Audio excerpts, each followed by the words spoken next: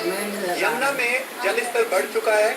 हम यमुना के बिल्कुल एकदम किनारे पे खड़े हुए हैं। बिल्कुल पानी हमसे मात्र 1 फीट दूर है।